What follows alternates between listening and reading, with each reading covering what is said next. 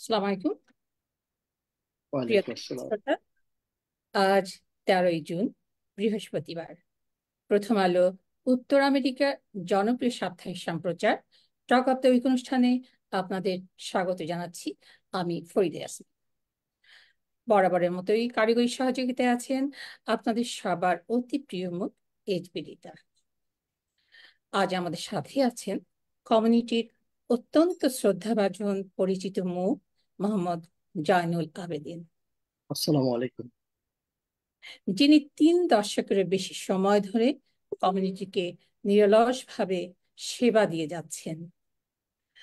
জয়নাল আবেদিন এলআইসিতে 1997 সালে প্রতিষ্ঠিত আইডিয়াল স্কুলের একজন প্রতিষ্ঠাতা ও পরিচালক। আল আমিন জামে মসজিদ এবং ইসলামিক সেন্টার অ্যাস্টোরিয়াতে 2বারের সফল সভাপতি। উডসাইড বাইতুল জান্নাহ মসজিদ, সানিসাইড উডসাইড জামে মসজিদের একাধিকবারের প্রধান নির্বাচন কমিশনার। বর্তমানে তিনি বাংলাদেশি আমেরিকান অ্যাডভোকেসি গ্রুপের সম্মানিত সভাপতি এবং একজন রিয়েল এস্টেট ব্যবসায়ী, যার হাত ধরে কমিউনিটির অনেক সাফল্য এসেছে। সম্প্রতি বিএএজি 10মবারের মতো এনওয়াইসি আলবানিতে কমিউনিটির বিভিন্ন দাবি দাওয়া নিয়ে অ্যাডভোকেসি করে আসছেন। বিস্তারিত আমরা ওনার মুখে শুনব। প্রিয় দর্শক, প্রথম আলো ইউএসএ ফেসবুকে পেজে লাইভ দেখা যাচ্ছে আমাদের আজকের অনুষ্ঠানটি। আপনারা লাইক দিতে, শেয়ার করতে ভুলবেন না। এছাড়াও প্রথম আলো NY.com-এ দেখে নিতে পারেন আমাদের গুরুত্বপূর্ণ সব খবর। ভিডিও ট্যাবে গিয়েও দেখতে পারবেন পুরনো অনুষ্ঠানে ধারণকৃত চমৎকার সব অনুষ্ঠান। এছাড়া আমাদের ইউটিউব চ্যানেল ইউএসএ শেয়ার করে, সাবস্ক্রাইব করে আমাদের সঙ্গে রাখুন। আপনার সঙ্গে থাকুন। স্বাগত জানাচ্ছি আমাদের অতিথিকে। জয়নাল আবেদিন ভাই, আপনাকে স্বাগত। আপনি কেমন আছেন? আলহামদুলিল্লাহ। আসসালামু আলাইকুম। ধন্যবাদ আপনাকে এবং প্রথম আলোকেও ধন্যবাদ জানাচ্ছি আজকে একটি সুন্দর অনুষ্ঠানের আয়োজন করার জন্য এবং আমাকে আমন্ত্রণ জানানোর জন্য। অনেক ধন্যবাদ। আপনাকে আমন্ত্রণ জানিয়েছি, আপনি এসেছেন আমাদের সাথে। এই জন্য আমরাও অনেক খুশি যে কমিউনিটির অনেক সংবাদ আমরা জানতে পারবো আপনার মাধ্যমে। এতদিন ধরে আপনি যে সেবাটা কমিউনিটিকে দিয়ে এসছেন, আপনার আজকের অনুষ্ঠানের মাধ্যমে আপনার কাছ থেকে আমরা সেই কথাগুলি একে একে জেনে নিব। তো আমি প্রথমে চলে যাচ্ছি প্রশ্নে, যে আপনি বাংলাদেশি আমেরিকান অ্যাডভোকেসি গ্রুপের প্রেসিডেন্ট। তো আমরা শুরুতে এই সংগঠনটি সম্পর্কে জানতে চাইব। এর শুরুটা কবে, কেমন করে, এবং এই সংগঠনের লক্ষ্য কি? আপনি আমাদের দর্শকদের উদ্দেশ্যে বলুন। আবারও সবাইকে সালাম, প্রীতি, শুভেচ্ছা, শুভ সন্ধ্যা। আহ সেই সাথে প্রথম আলোর দর্শক শ্রোতাদের শুভেচ্ছা জানাচ্ছি, ধন্যবাদ জানাচ্ছি এবং আমাদের সাথে থাকার আমন্ত্রণ জানাচ্ছি। হ্যাঁ, বাংলাদেশি আমেরিকান অ্যাডভোকেসি গ্রুপ এই সংগঠনের সংক্ষিপ্ত নাম সেটি হচ্ছে BAAG বাগ। এই বাগ 2011 সালের দিকে প্রথম আত্মপ্রকাশ করে। উদ্দেশ্য ছিল যে আমাদের মতো যে ইমিগ্রেন্ট কমিউনিটি এই নিউ ইয়র্কে বিশেষ করে যাদের কোনো ভয়েস নাই, এই ভয়েসলেস মানুষগুলোকে ভয়েস দেয়া, যাদের কথা আমাদের পাবলিক অফিসিয়ালদের কানে পৌঁছিয়ে দেওয়ার একটা ব্যবস্থা করা এবং অত্যন্ত সম্মানজনকভাবে যাতে আমাদেরকে মূল্যায়ন করা হয়, আমাদের কমিউনিটিকে যাতে পাবলিক অফিসিয়ালরা যারা নিউ ইয়র্ক সিটিতে, নিউ ইয়র্ক স্টেটে, নিউ ইয়র্ক সিটিতে যেমন assembly member, mayor office, New York স্টেটে, নিউ ইয়র্ক সিটিতে council members, mayor's office, public advocate office ইত্যাদি রয়েছে। নিউ ইয়র্ক স্টেটে রয়েছে assembly, senate, governor, attorney general, speakers and many others, এবং ফেডারেল তো আছেই। তো আমাদের মূল উদ্দেশ্য ছিল যে আমাদের এই মতো একটি নতুন কমিউনিটি যাদের নিডস অনেক, কিন্তু আসলে আমরা যখন আমাদের দেশ ছেড়ে এখানে আসি আমরা তখন একরকম সাঁতার কাটার মতো, সাগরে সাঁতার কাটার মতো অবস্থা। তো এই মানুষগুলোকে দিশা দেওয়ার তখন কেউ থাকে না।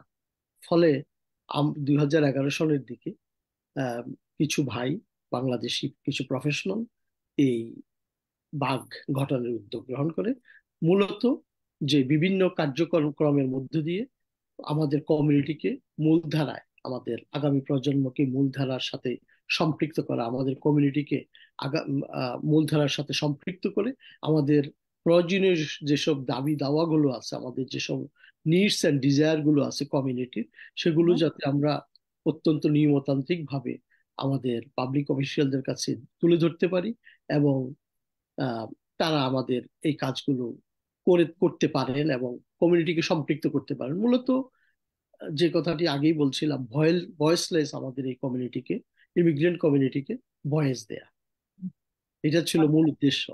ভালো উদ্দেশ্য। অনেক ধন্যবাদ। তো এবং আমরা আরেকটা জিনিস অ্যাড করে দিই, সেটি হচ্ছে আমরা 501(c)(4। তো 501(c)(4 যেটার বৈশিষ্ট্য হচ্ছে এটা একটি নন ফর প্রফিট অর্গানাইজেশন, এবং আমাদের যে 501(c)(4 হওয়ার কারণে আমাদের যে ক্ষমতাটুকু, আমাদের যে পাওয়ারটুকু, সেটি হচ্ছে আমরা নিউ ইয়র্ক সিটি, স্টেট এবং ফেডারেলও আমরা বিভিন্ন ক্যান্ডিডেট যখন অফিসিয়ালরা পাবলিক অফিসের জন্য রান করে, তাদেরকে আমরা এন্ডোর্স করতে পারি। আর এন্ডোর্স করার আহ, আগে আমরা তাদের কাছ থেকে আমাদের দাবি দাওয়াগুলোর সাথে তারা কতটুকু একাত্ম, আমাদের ভ্যালুকে কতটুকু তারা মূল্যায়ন করে, আমরা সেই বিষয়গুলো তাদের সাথে আলাপ করার সুযোগ পাই। আমরা যেমন এন্ডোর্স করতে পারি, তেমনি ভাবে প্রয়োজনে তারা তাদের কাজকর্মগুলো আমাদের পছন্দ না হলে আমরা তাদের এগেনিস্টেও কাজ করার সুযোগ রয়েছে। আমরা কাজ করে থাকি। ফলে এই হচ্ছে সংক্ষিপ্তভাবে বাগের জন্ম এবং লিগ্যাল স্ট্যাটাস। ওকে, অনেক ধন্যবাদ। তার মানে হচ্ছে আপনার জনস্বার্থে কাজগুলো করে যান। তো এখানে আপনি অনেক কিছু বললেন। এবার আর একটু বিস্তৃত পর্যায়ে জানতে চাচ্ছি, যেমন এই সংগঠনটি আপনি বললেন যে জনস্বার্থে কাজ করে। তা জনস্বার্থে কি ধরনের সেবা এবং সুযোগ আদায়ে কাজ করে? আর আপনাদের কাজটা কি শুধু কি আপনার নিউ ইয়র্কেই করছেন, নাকি নিউ ইয়র্কের বাইরেও করছেন? আচ্ছা, মূলত প্রথম আমরা কাজ শুরু করি নিউ ইয়র্ক সিটিতে। পরবর্তীতে, পরবর্তী মানে 2012 থেকে আমরা নিউ ইয়র্ক স্টেটে এবং পর্যায়ক্রমে আমরা ফেডারেলও কাজ করে থাকি, বিভিন্ন সংগঠনের সাথে সংযুক্ত হয়ে, কখনো এককভাবে। আমরা new York City, New York state এবং স্টেট গভর্নমেন্ট এবং ফেডারেল গভর্নমেন্টের সাথে বিভিন্ন দেন দরবার করে থাকি। তো আমাদের যে কাজকর্মগুলোর প্রথম যেই পর্যায়, সেটি হচ্ছে যেমন আমরা যেভাবে শুরু করেছিলাম কাজগুলো, আহ, যে আহ, জানেন একটা ইমিগ্রেন্ট কমিউনিটি, এখানে যখন বাচ্চারা স্কুলে যেত, তাদের একটা স্কুল ব্যাগ কিনে দেওয়া অনেক প্যারেন্টের কিন্তু ভাগ্যে অনেক সম্ভব ছিল। অনেক কষ্টকর হতো। আমরা সেই ক্ষেত্রে সামারে যেটা করতাম, সেটি হচ্ছে যে তাদেরকে স্কুল ব্যাগ দিয়ে তাদেরকে ওই বছরের জন্য যেসব ইউটেন্সিল গুলো দরকার, তাদের বুক ব্যাগের সাথে পেন্সিল, খাতা, কলম, যত কিছু প্রয়োজন, এইগুলো দিয়ে আমরা আমাদের কার্যক্রম করেছি। আমরা বিভিন্ন সময় জব সেমিনার করেছি। জব সেমিনারের মাধ্যমে আমাদের ইমিগ্রেন্ট কমিউনিটি তাদের আসার সুযোগ পেয়েছেন, এবং যাদের কাজকর্ম দরকার আমরা জব সেমিনারের মাধ্যমে তাদেরকে বিভিন্ন সময় কাজকর্ম পাইয়ে দেওয়ার ব্যবস্থা করেছি। আমরা নো ইউ রাইট সেমিনার, আমরা জানেন, আমরা সবাই জানি, বাচ্চা না কানলে মা দুধ দেয় না। তো এই মার কাছ থেকে আদায় করতে হলেও একটা বাচ্চাকে কানতে হয়। তেমনি ভাবে কমিউনিটির নিডস এন্ড ডিজায়ার কি আছে, এই জিনিসগুলোকে আগে আমাদের নিজেদেরকে সচেতন হতে হবে। সেই সচেতনতার লক্ষ্যে আমরা নো ইউ রাইট সেমিনার করেছি বিভিন্ন সময়ে, বিভিন্ন লোকেশনে, আহ আমাদের কমিউনিটিকে ওয়ার্ম আপ করার জন্য, জাগ্রত করার জন্য। এবং আমাদের স্লোগানটা হচ্ছে know you right and fight for it. বুঝতেই পাচ্ছেন, প্রথমে আগে জানতে হবে, দেন ফাইট, দেন আদায় করা। তো আমাদের এই কাজগুলো এইভাবেই ক্রমানুগত ভাবে চলছে এবং ইনশাল্লাহ চলবে। মানে এই কাজগুলো ধারাবাহিকতা আপনারা এখনো রক্ষা করে রক্ষা চলছেন? করছেন, জি। জব জব সেমিনার এখনো করছেন? জব সেমিনার, জি, হচ্ছে। জব সেমিনারও হয়, নো ইউর রাইটস। কারণ হচ্ছে, প্রশ্নটা এই কারণে করলাম কারণ এই করোনার পরে অনেকেরই কমপ্লেইন যে জবটা পাওয়া যায় না। আর অনেক অনেক অনেক কাজের জায়গাতেই রিমোটে অনেক কাজ চলে, অনলাইনে কাজ চলে, অনলাইনে বেচা কেনা চলে, তো অনেকেই জব হারাচ্ছেন। সেজন্য কথাটা জিজ্ঞেস করলাম যে জব সেমিনারটা মনে হয় এখন বেশি জরুরি বর্তমান প্রেক্ষাপটে। যাই হোক, পরবর্তী প্রশ্নতে চলে যাচ্ছি। যে আপনি যে উম, আপনি অনেক কিছু বলেছেন, তারপরেও আবার একটু সংক্ষিপ্তভাবে আবারও জানতে চাচ্ছি যে আহ, এই যে আপনাদের চলা কমিউনিটির জন্য এই কাজে আপনাদের মূল দাবিগুলো কি ছিল, এবং এ পর্যন্ত এই দাবিগুলোর ভিতরে কি কি আদায় করতে পেরেছেন গভর্নমেন্টের কাছ থেকে? ধন্যবাদ। অত্যন্ত আহ, সুন্দর একটি প্রশ্ন। আহ, আমাদের দাবিগুলো অবস্থার প্রেক্ষিতে পরিবর্তন হয়, আগেই বলে রাখি। হুম, হুম। যেমন ধরুন, আমরা এই প্রথমে কাজ শুরু করি নিউ ইয়র্ক সিটিতে, যাতে হালাল ফুড, হালাল ফুড বলতে আমাদের বাচ্চারা যখন সকালবেলা স্কুলে যায়, যাদের তিনটা বাচ্চা, দুইটি বাচ্চা, আমি নিজেও তিনটি বাচ্চার বাবা। তো যখন আমাদের বাচ্চারা ছোট ছিল, আমরা দেখতাম যে আমার ওয়াইফ, উনি নিজে একজন স্কুল টিচার, অত্যন্ত চ্যালেঞ্জিং এই বাচ্চাগুলোকে ফুড সকালবেলায় প্যাকেট করে দেয়া। এবং আহ, কারণ একটা বাচ্চাকে যদি সে 6-7 ঘন্টা স্কুলে না খেয়ে থাকতে পারবে না। তো না। যেহেতু নিউ ইয়র্ক সিটিতে আমরা যখন জানলাম যে প্রত্যেকটা বাচ্চার একটা মৌলিক অধিকার হচ্ছে নিউট্রিশাস ফুড পাওয়া, কিন্তু মুসলমান বাচ্চারা যেহেতু সব খাওয়ার তারা খেতে পারে না, আমাদের খাওয়ারের মধ্যে রেস্ট্রিকশন রয়েছে, সেজন্য আমরা সিটিতে এই কাজগুলো শুরু করলাম এবং অ্যাট দ্য সেম টাইম স্টেটেও, যেটা ছিল আমাদের হালাল ফুড বিল।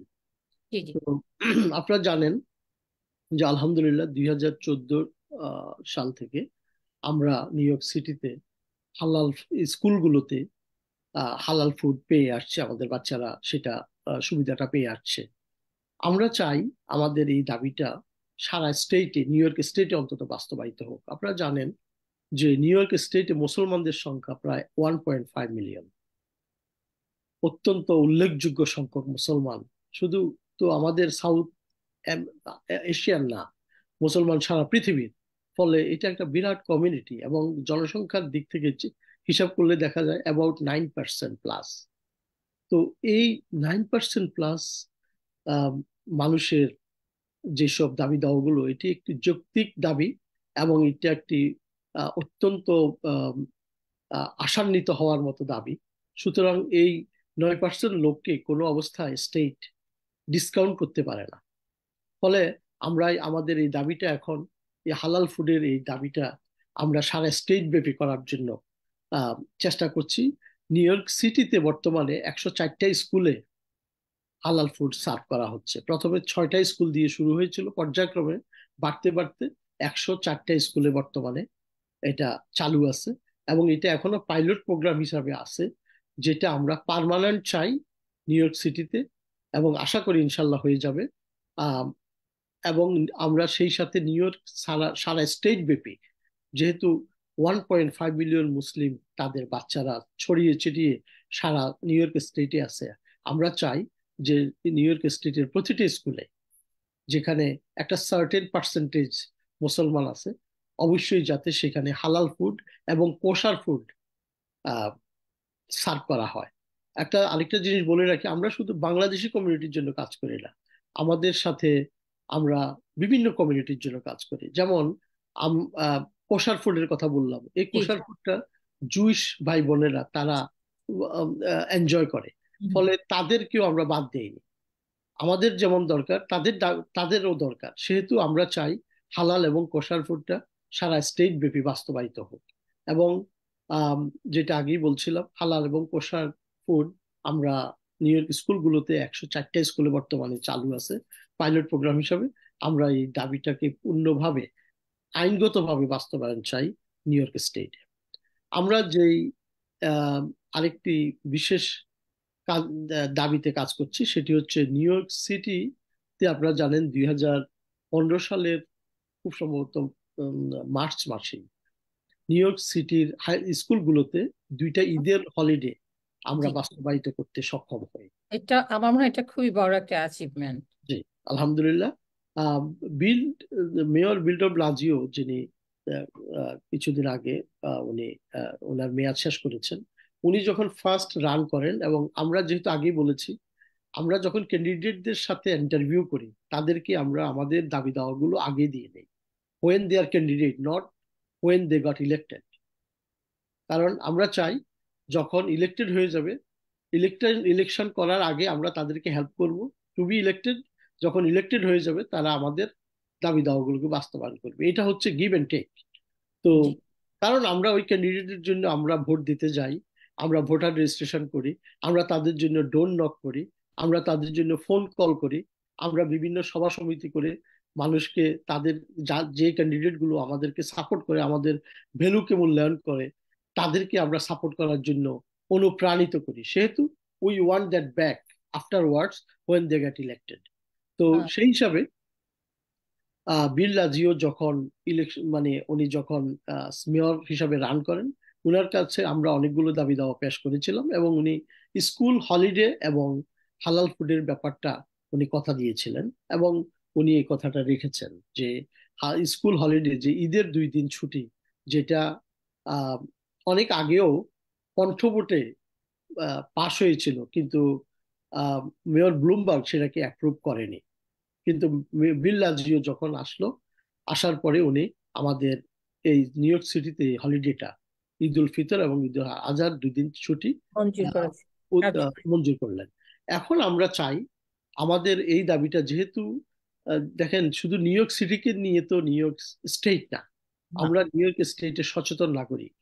আমাদের জনসংখ্যার দিক থেকেও আমরা আলহামদুলিল্লাহ বৃদ্ধি পাচ্ছি। আপনি বাফেলোতে যান, বিভিন্ন কাউন্টিতে যান, সব কাউন্টিতেই মোরললেস মুসলমানদের বসবাস রয়েছে। তো সেখানে দেখা যায় যদি স্কুল স্কুল ছোট, মানে এলিমেন্টারি বা হাই স্কুল গুলো ছুটি থাকে, আর কলেজ ইউনিভার্সিটি গুলো যখন ছুটি না থাকে, তখন দেখা যায় এটা একটা ফ্যামিলি ব্রোকেন ডাউনের মতো অবস্থা হয়, যে একদম। সিনিয়র সিবলিং গুলো তারা আসতে পারে না। আমি নিজে সেটা ফেস করেছি। আমার ছোট বাচ্চা যখন থার্ড ফোর্থ গ্রেডে, সেকেন্ড বাচ্চা যখন হাই স্কুলে, বড় বড় মেয়ে তখন কলেজে ইউনিভার্সিটিতে, তখন দেখা গেল সে ছুটিতে আসতে পারতো না। ফলে আমাদের ঈদটা ছিল একটা অসম্পূর্ণ। হুম, কারণ পরিবারের বুঝতে পারছি। মিলন মেলা হচ্ছে ঈদ, এই হ্যাঁ, এই হলিডে গুলো। তো হ্যাঁ, আমরা এই জন্য এই দাবিটা নিয়ে আমরা স্টেটে অনেক দিন ধরে লবি করছি শুরু থেকেই, এবং নিউ ইয়র্ক স্টেটে আলহামদুলিল্লাহ আপনারা শুনে খুশি হবেন যে এ পর্যন্ত নিউ ইয়র্ক স্টেটে 63 জন সিনেটর টোটাল, এবং সেখানে 150 জন অ্যাসেম্বলি মেম্বার আছেন।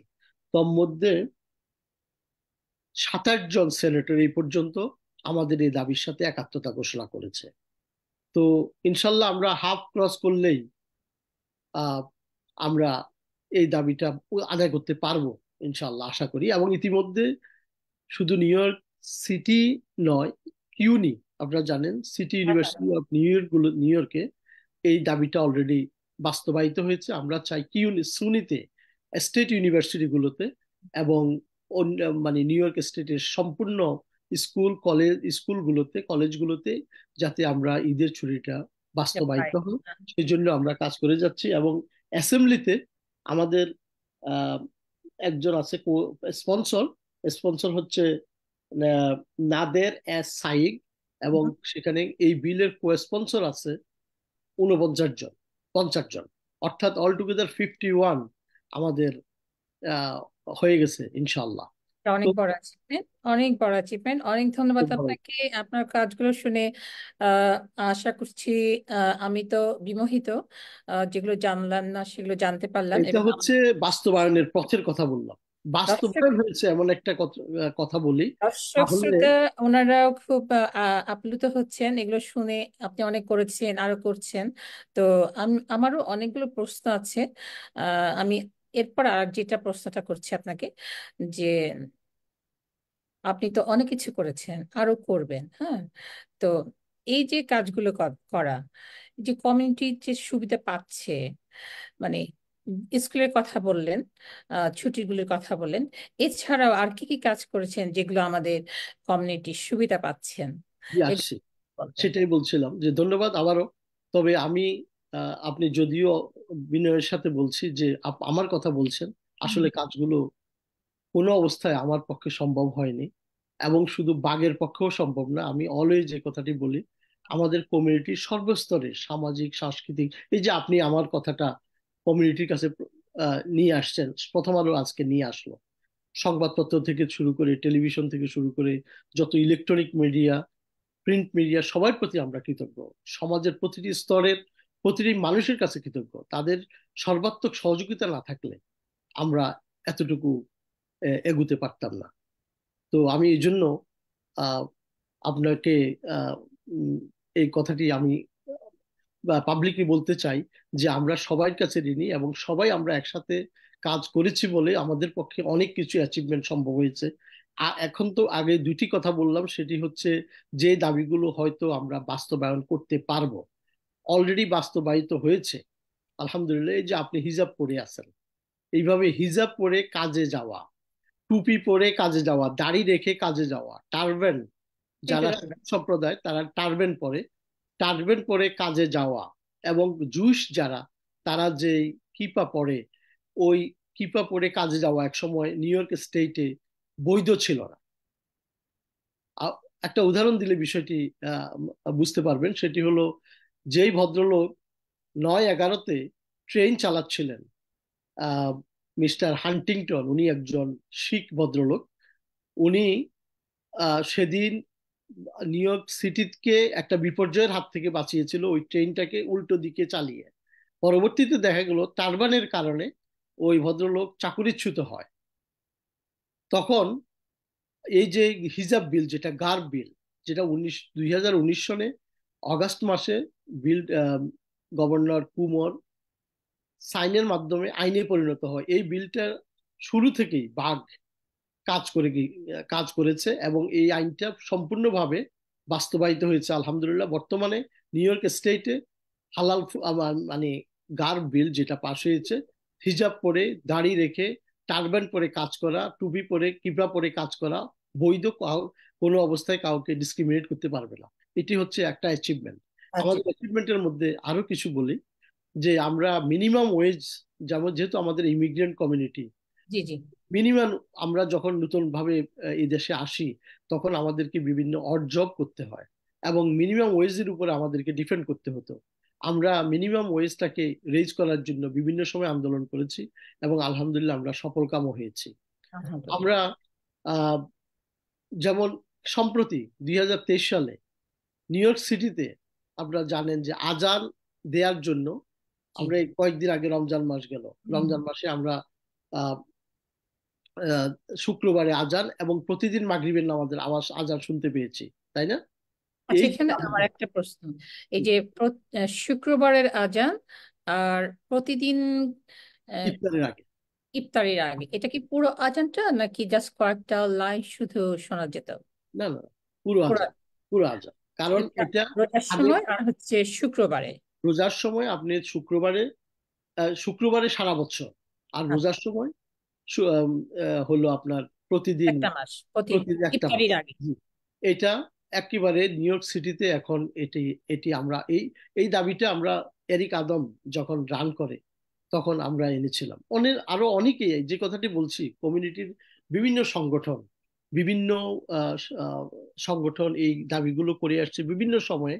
আমরা আমাদের কার্যক্রমের মধ্য দিয়ে আমরা এই দাবিগুলোকে অত্যন্ত নিয়মতান্ত্রিক ভাবে যেভাবে আদায় করা যায় সেভাবে কাজ করার কারণে আমরা সুফলটা হয়তো নিতে পেরেছি।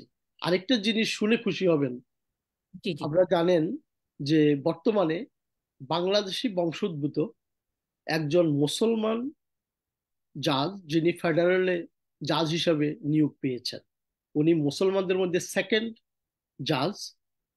এর আগে একজন নিউ জার্সিতে নিয়োগ পেয়েছেন, আর নিউ ইয়র্কে যিনি নিয়োগ পেয়েছেন তিনি হচ্ছেন নুসরাত চৌধুরী। আমার সৌভাগ্য হয়েছিল যে গত 10ই মে যখন ওনার শপথ হয় সেই অনুষ্ঠানে অতিথি হিসাবে উপস্থিত থাকার। এটা তো আহ, আমি বলবো যে এটা আমাদের জন্য অনেক বড় অ্যাচিভমেন্ট যে একজন জাজ হিসেবে একজন বাংলাদেশি মুসলিম মহিলা নির্বাচিত হয়েছেন। আর উনি তো হুট করে হননি, এগুলো তো আপনাদের সবার, আমাদের সবার মিলিত যে চাওয়া পাওয়া, সেটার পরিপ্রেক্ষিতে হয়েছে, জি, এবং যার জন্য যেটা পিছনে আপনারা কাজ করে যাচ্ছেন। জি।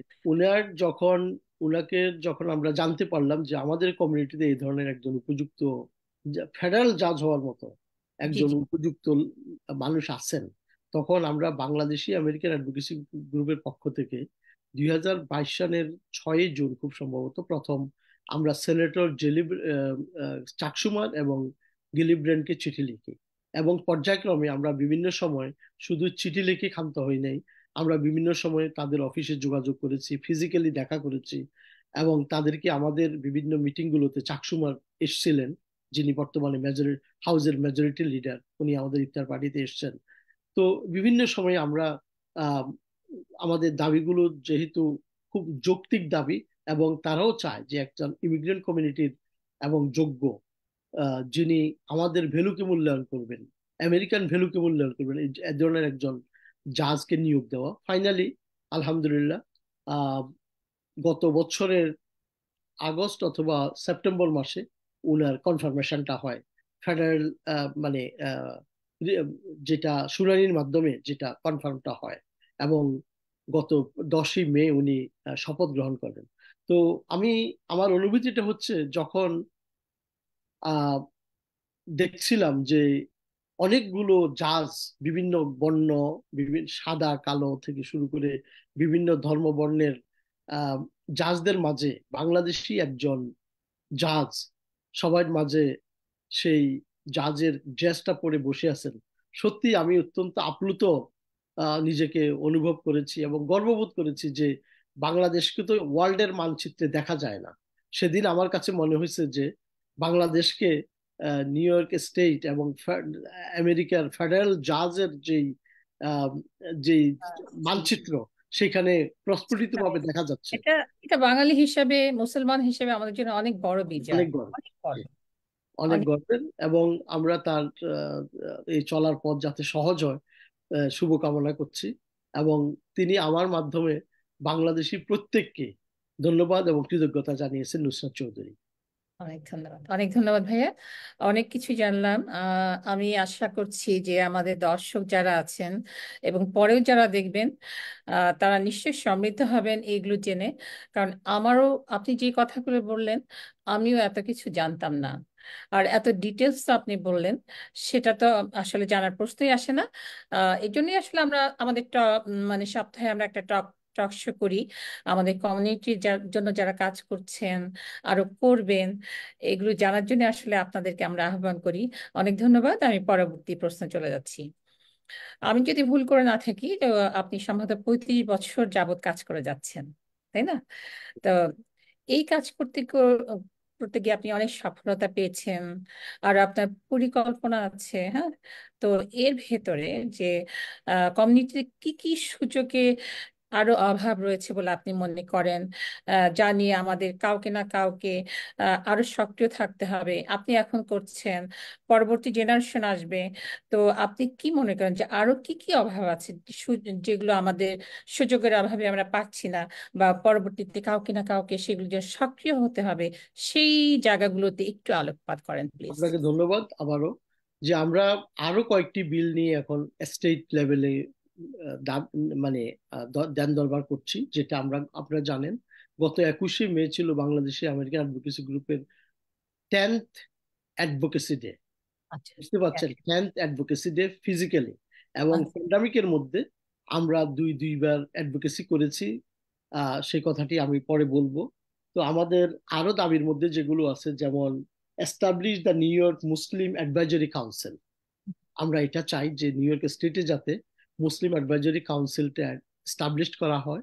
এই বিলটা যদি পাশ হয় তাহলে আমরা যেটা চাচ্ছি যে কোনো বিল আইনে পরিণত হওয়ার আগে নিউ ইয়র্ক স্টেটের লেজিসলেটররা আইনে পরিণত করার আগে নিউ ইয়র্ক স্টেটের যিনি গভর্নর থাকবেন, গভর্নর মুসলিম লিডারদের সাথে এই বিলটার ইম্প্যাক্টটা কি হইতে পারে সেই বিষয়ে আগেই আলাপ করবেন।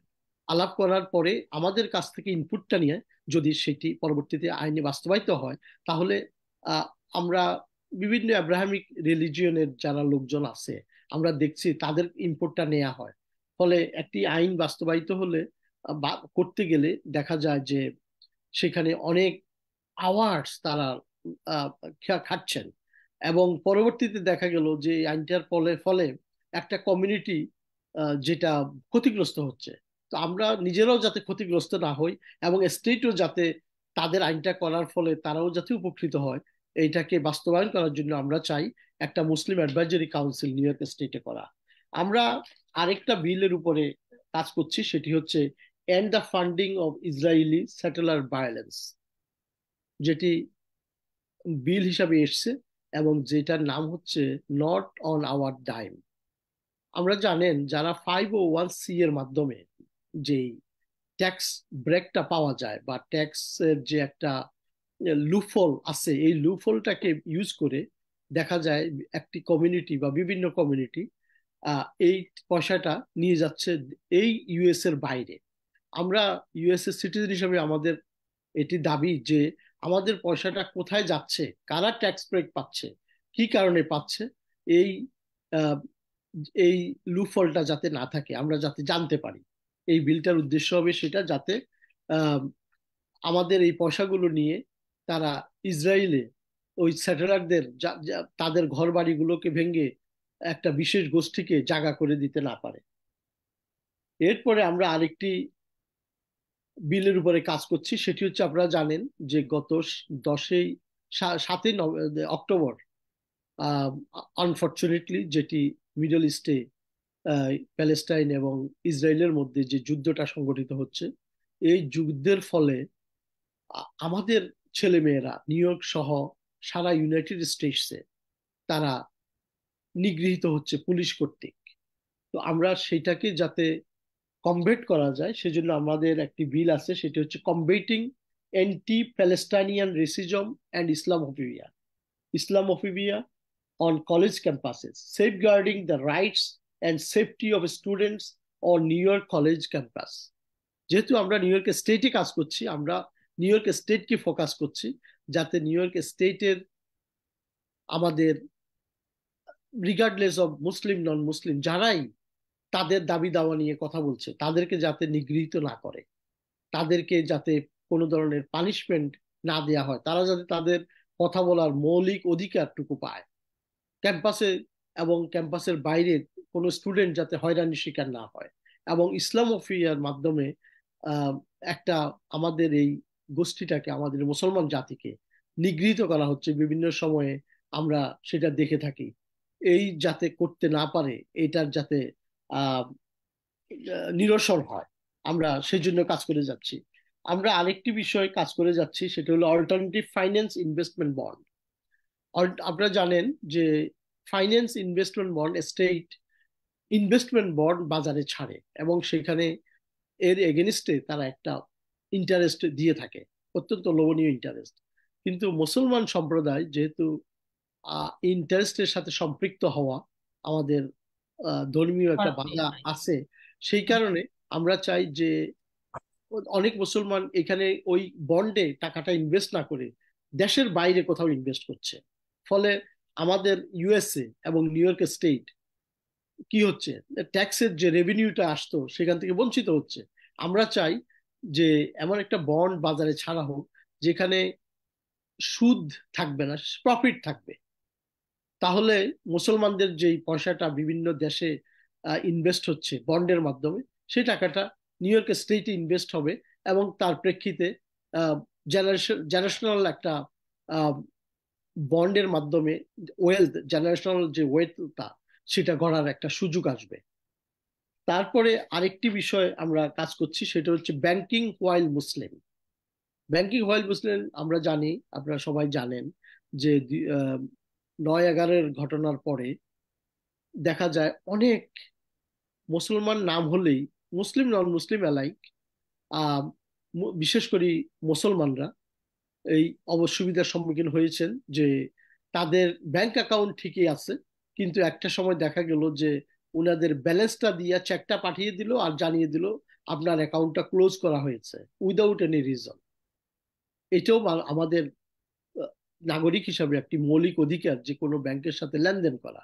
If there is any red signal, of course সেটা তারা তারা দেখবে, কিন্তু হরহামেশা এই যে ঘটনাগুলো ঘটে যাচ্ছে এটা আমাদের মৌলিক অধিকারের পরিপন্থী। এটা খুবই অন্যায়।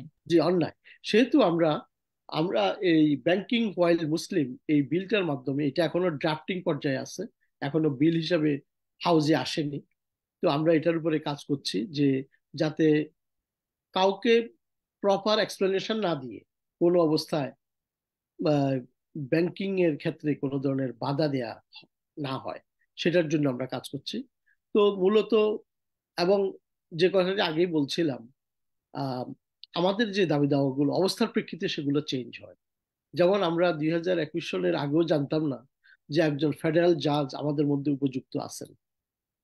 তারপরে এই যে এন্টি প্যালেস্টাইনিয়ান যে যে বিষয়টা যে কলেজ ক্যাম্পাসগুলোতে এই দাবিগুলো সম্প্রতি আমাদের চিন্তা করতে হচ্ছে, অর্থাৎ বাংলাদেশি আমেরিকান অ্যাডভোকেসি গ্রুপ যে কাজটি করে যাচ্ছে যে সময়ের প্রয়োজনে আমাদের যেই দাবিগুলো দরকার, যেই চাহিদাগুলো ক্রিয়েট হচ্ছে, সেই চাহিদাগুলো আমাদের লেজিসলেটরদের মাধ্যমে আমাদের বাস্তবায়নের জন্য আমরা কাজ করে যাচ্ছি। অনেক ধন্যবাদ। আমি দোয়া করব, আশা করব আপনাদের কাজের পথগুলো সহজ হবে, কুসুমাস্তীর্ণ হবে, কোনো বাধা বিঘ্ন ছাড়াই আপনারা এই কাজগুলো সুন্দরভাবে করে যাবেন। কারণ আপনারা কমিউনিটির জন্য করছেন, মুসলিম সমাজের জন্য করছেন এটা, এবং অনেকগুলি বাস্তবায়িত হয়েছে। এটা অনেক বড় আপনাদের জন্য আহ উম, এটা একটা গৌরবের ব্যাপার, জি। আত্মসন্তুষ্টির ব্যাপার। তো এখানে আরেকটা কথা আমি জিজ্ঞেস করছি, এগুলো সবসময় তার পত্রিকা আসে না? যেমন কলেজে স্কুলে মুসলমানদের প্রতি, স্টুডেন্ট প্রতি যে অসম্মানজনক কথা টথা বলা হয়, সাম্প্রতিক সময়ে কি সেগুলো কি কমেছে আপনাদের এই সব কার্যক্রমের কারণে? আচ্ছা, এটা অত্যন্ত খুবই গুরুত্বপূর্ণ একটা বিষয়। এবং যেহেতু আপনারা জানেন, যেহেতু সারা বিশ্ব এখন সার্চ লাইটের মতো জি। মুসলমানরা কি করছে এই জিনিসটাকে অবজার্ভ করছে, এবং কারণে অকারণে মুসলমানদেরকে বিভিন্নভাবে নিগৃহীত করার জন্য চেষ্টা করা হচ্ছে। ফলে এটা কমার কথা না, এবং সেটা আমরা আশাও করছি না। কিন্তু সরকারিভাবে, প্রশাসনিকভাবে যাতে এই বিষয়টি একজন ইন্ডিভিজুয়াল যদি করে তাকে যাতে সেই শাস্তির আওতায় আনা হয়, এবং সেই বিষয়টি যাতে সরকারিভাবে কোনো অবস্থায় আহ, কোনো ধরনের লুফল না থাকে, আমরা সেই জিনিসগুলোর উপরে কাজ করছি। আমরা হয়তো এই জিনিসগুলোকে বন্ধ করতে পারবো না, কিন্তু সচেতনতার মাধ্যমে একদিকে যে ইসলামোফোবিয়া কি, এটা এই কখন এটা হেট ক্রাইমে হয়, কখন এটা অপরাধের পর্যায়ে পড়ে, এইসব ধরনের যে সচেতনতাগুলো সেগুলো আমরা ক্রিয়েট করার চেষ্টা করছি। এবং যাতে অ্যাডমিনিস্ট্রেশন, মানে সরকার, সিটি গভর্নমেন্ট থেকে শুরু করে স্টেট গভর্নমেন্ট, ফেডারেল গভর্নমেন্ট এই বিষয়গুলোকে গুরুত্বের সাথে দেখে, এবং যাতে আমরা যেমন এন্টি সেমিটিজম চাই না, at the same time Islamophobia চাই না। আমরা চাই এই সমাজে, এই দেশে, এই রাষ্ট্রে আমরা সবার সাথে মিলেমিশে থাকি। অনেক আমাদের মূল লক্ষ্য হচ্ছে সেটি। ফলে অনেক এই লক্ষ্যে আমরা কাজ করে যাচ্ছি। অনেক ধন্যবাদ আপনাকে। আমার মনে হয় যে এগুলো, এই যে যে লক্ষ্যে আপনারা কাজ করে যাচ্ছেন, এগুলো আসলে কাজ করে। যেমন আমি তো হিজাব পরে সবসময় ট্রেনে আসা যাওয়া করি, এবং আমি কাজ করি আপ স্টেটে, ওইখানে হেজাবি নাই বললেই চলে। কিন্তু আমাকে সবসময় সম্মানের সাথেই দেখে, কখনো কোনো অপ্রীতিকর প্রশ্ন বা অ্যাটিটিউডের সম্মুখীন আমি হই না। তো আমার মনে হচ্ছে এগুলো আসলে কাজ করে। জি। অনেক ধন্যবাদ আপনাকে। এরপর চলে যাচ্ছি পরবর্তী প্রশ্নে, যে এই যে আপনার সংগঠনটা, আপনি এর কার্যক্রম যেগুলো করেছেন, করছে, সফলতা অনেক কিছুই বললেন, অনেক কিছু জানলাম।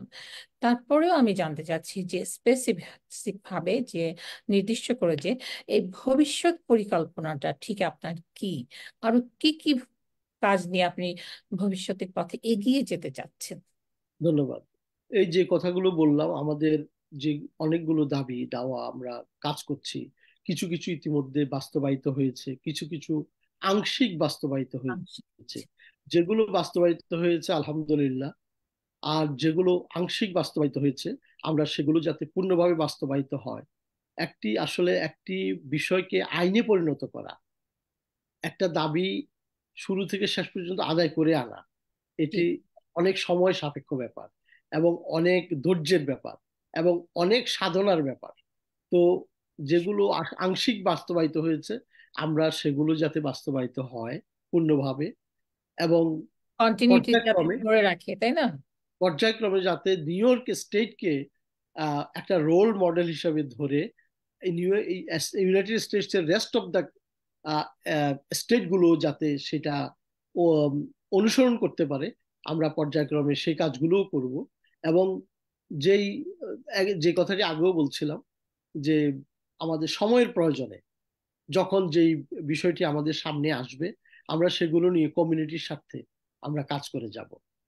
আরেকটা জিনিস একটু আলোকপাত করতে চাই, আপনি যে কথাটা বলছিলেন যে আপনি হিজাব পরে যান, আসা আসা যাওয়া করেন, কোনো ধরনের সমস্যার সম্মুখীন হননি, অত্যন্ত আহ আশাপ্রদ ব্যাপার। আলহামদুলিল্লাহ, আল্লাহ আপনাকে নিরাপদে রাখুক এবং সবাইকে রাখুক। কিন্তু আপনি এটাও লক্ষ্য করেছেন যে এক সময় ঈদ আসলে বলতো হ্যাপি হলিডে, এখন কিন্তু তা বলে না। এই ওয়ার্ডগুলো চেঞ্জ হচ্ছে। কিছুদিন আগে রমাদান আমাদের এক সময় হ্যাপি হলিডে বলতো, কিন্তু এখন তারা জানে what is Ramadan, what is hmm, Iftar, what is Suhoor, what hmm, is Eid. তারা ওইভাবেই আম, বিভিন্ন ধর্মাবলম্বী লোকজন আমাদেরকে অ্যাড্রেস করে। এই যে শাব্দিক পরিবর্তন, এটা হুম, একটা কালচারাল মিক্স। এর অর্থ হচ্ছে যে আমরা যে সমাজে বসবাস করছি, এই হুম, দেশে যে আমরা বসবাস করছি, আমাদেরকে আমরা অ্যাডজাস্ট করে নিচ্ছি এবং তারাও অ্যাডজাস্ট করে নিচ্ছে। এগুলো একটি পজিটিভ সাইন।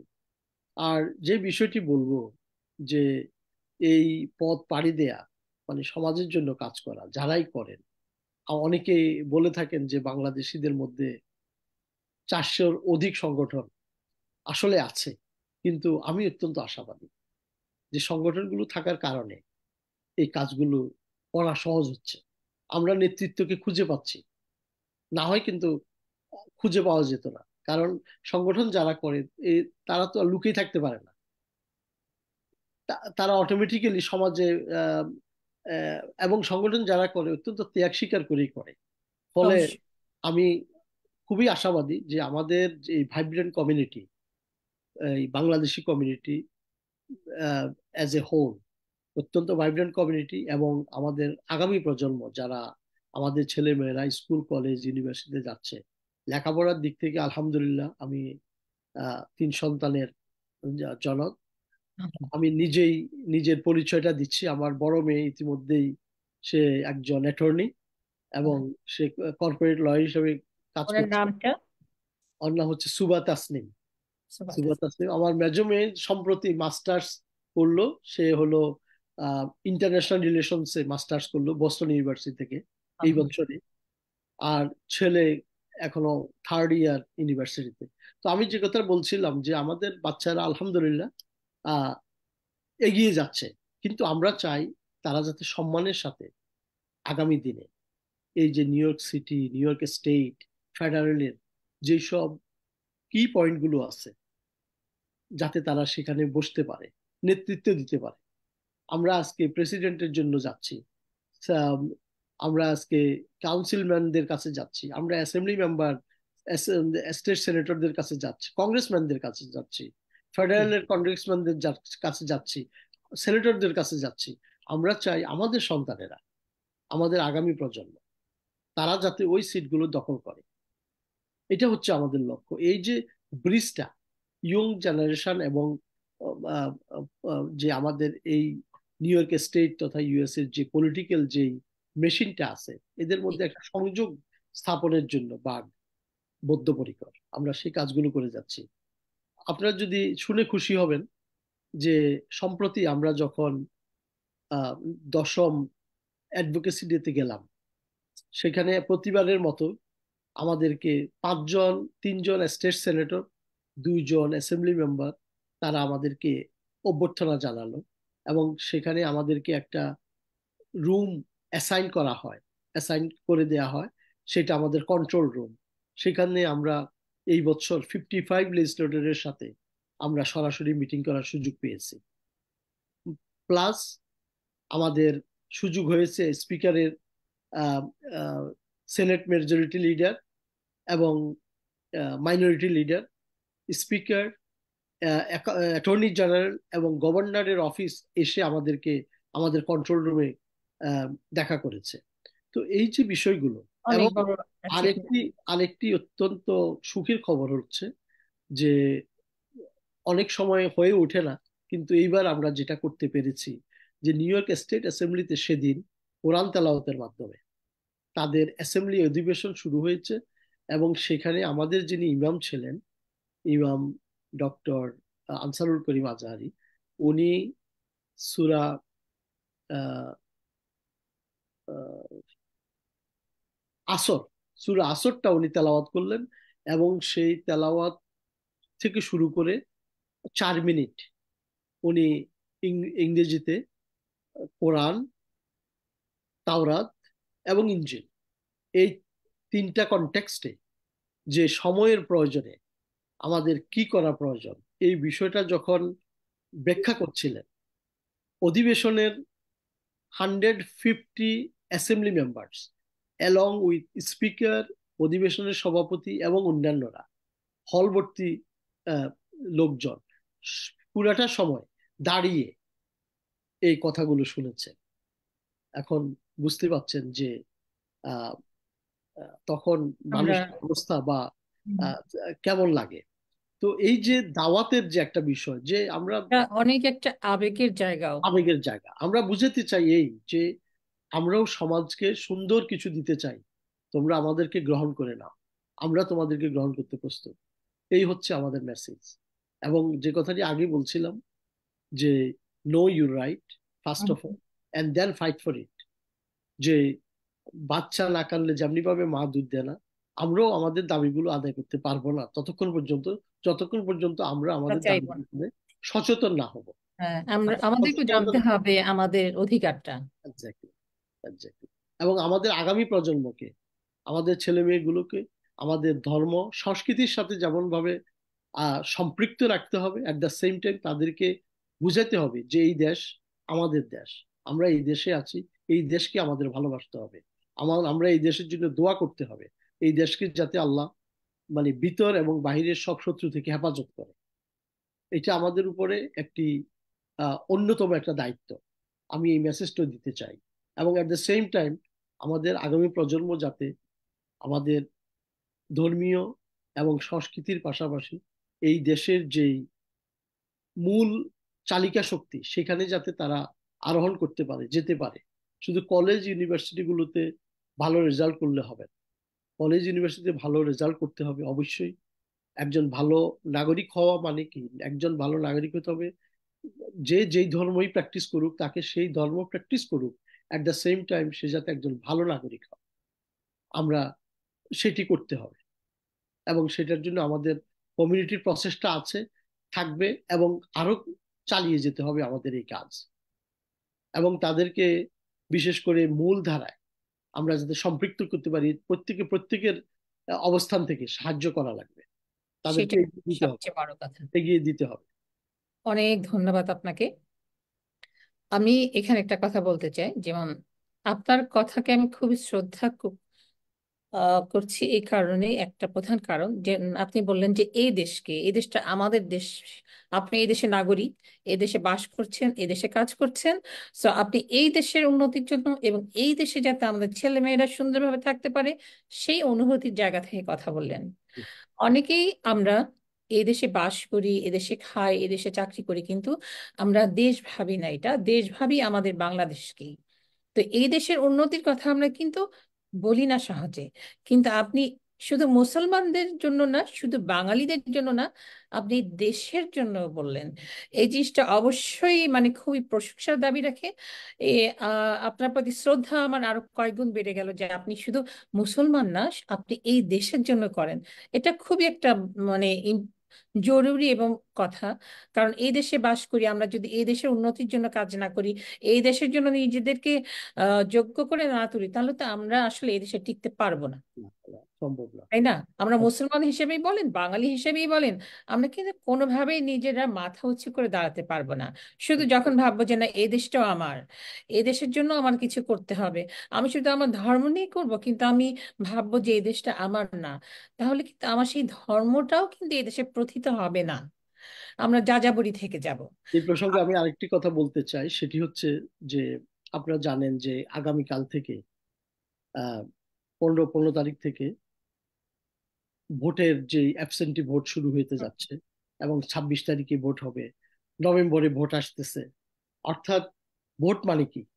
আমাদের, নিজের অধিকার। আমরা নিজের ভোট, হুম হুম। আমরা যারা বাংলাদেশ থেকে এসেছি, জি। আমরা আজকে যারা অডিয়েন্স মূলত বাংলাদেশেই হবে। তো আমাদের দেশকে ভালোবেসেই বলছি যে অনেকে দুঃখ করে থাকি যে যারা আমরা বাংলাদেশ থেকে বড় হয়ে আসছি, অনেকে ভোটের অধিকার প্রয়োগ করার সময় হওয়ার পরেও আসলে যে কোনো কারণে আমরা ভোট দিতে ভোট পারি না। দিতে চাই না। এই দুঃখটা আমাদের অনেকের আছে, আমার নিজেরও আছে। কিন্তু আপনি পার্থক্যটা দেখেন, আমরা যখন এখানে ভোট দিতে যাই অত্যন্ত সম্মানের সাথে, কোনো লাইন নেই। না। আপনি যখন ভোট দিতে যাবেন, ভোট দিতে গেলে সেখানে আপনাকে আই ভোটেড একটা হুম হুম। একটা স্টিকার দেয়। হুম। বাচ্চাদেরকে যেমন আমরা স্কুলে স্টিকার দিতাম, জি। এরকম একটা স্টিকার দিয়ে আপনাকে সম্মানিত করে। হুম এই হুম যে আমার, এই যে কলমটা নিয়ে বসে আছি, হুম এটা যখন গতবার ভোট দিতে গেছি, এই কলমটা তারা দিয়েছে যে নিউ ইয়র্ক সিটি, যে হুম। ভোট নিউ ইয়র্ক এনওয়াইসি, এবং বাংলাতেও লেখা থাকে। বাংলাতেও লেখা থাকে। হ্যাঁ।